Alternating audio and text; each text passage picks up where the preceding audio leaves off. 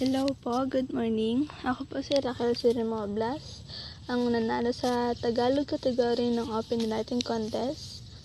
Bago po ang lahat, nais kong pasalamatan ng ating Panginoon dahil sa lahat ng blessings niya. Hindi ko magawa ang manalo kung hindi dahil sa support ng kaibigan ko. Thank you. Maraming salamat din po sa admin na nag-chat at nagbigay ng advice para sa akin para mas lalong lumakas ang loob ko. Yun pa yung mga panahong down na down ako.